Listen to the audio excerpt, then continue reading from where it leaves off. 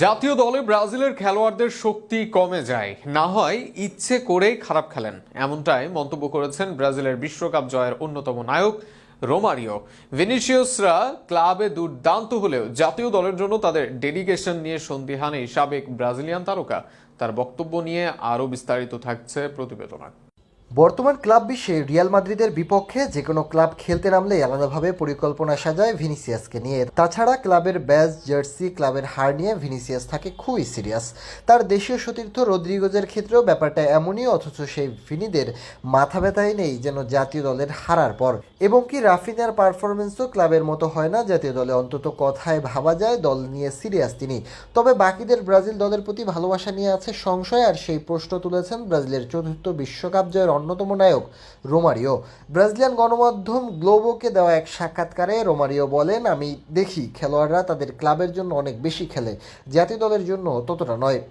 এছাড়াও রোমারিও সন্দেহ প্রকাশ করে যে তারা ইচ্ছে করেই এমন খারাপ খেলে কিনা। তিনি বলেন, আমি নিশ্চিত না তারা ইচ্ছাকৃতভাবে খারাপ খেলেছে কিনা, কিন্তু তাদের কমিটমেন্টের স্তর স্পষ্টভাবে আলাদা। এই প্রজন্মের আগে, বিশেষ করে রোমারিওদের সময় জাতীয় দলের জন্য সবাই নিজেদের উজাড় করে দিতেন এবং তাদের জয়ের ক্ষুধা নিয়ে রোমারিও স্পষ্ট ভাষায় বলেন, আমার প্রজন্মে আমরা জাতীয় দলের জন্য সব কিছু উজাড় করে দিতাম। আমাদের মধ্যে ছিল জয় পাওয়ার ক্ষুধা, ওরা যদি সেটা বোঝে তাহলে হয়তো জিতবে। ক্লাব নয়, আজীবন জাতীয় দলের জন্যই গর্বিত রোমারিও। তিনি আরও বলেন, জাতীয় দল মানে ভিন্ন কিছু।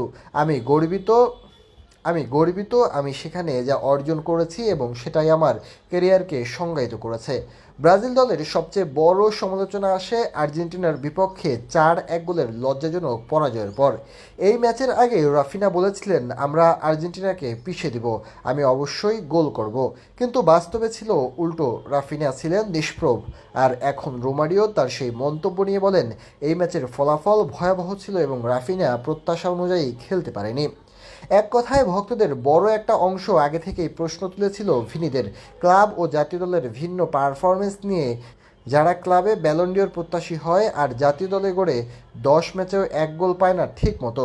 2021 কোপা আমেরিকার ফাইনালে আর্জেন্টিনার সাথে হার দিয়ে শুরু, 2022 সালে টাই ব্রেকারে হেরে সেমির আগেই বাদ, এরপর 2024 সালে কোপায় খেলতে পারেনি ফাইনালও। এরপরও ঘরের মাঠে এওয়ে ম্যাচে উভয় জায়গায় আর্জেন্টিনার বিপক্ষে হার, হেরেছে আরও ছোট দলের বিপক্ষেও। সব দোষ কোচদের দেওয়া হলেও খেলোয়াড়দের ডেডিকেশন নিয়েও প্রশ্ন আছে অনেকেরই।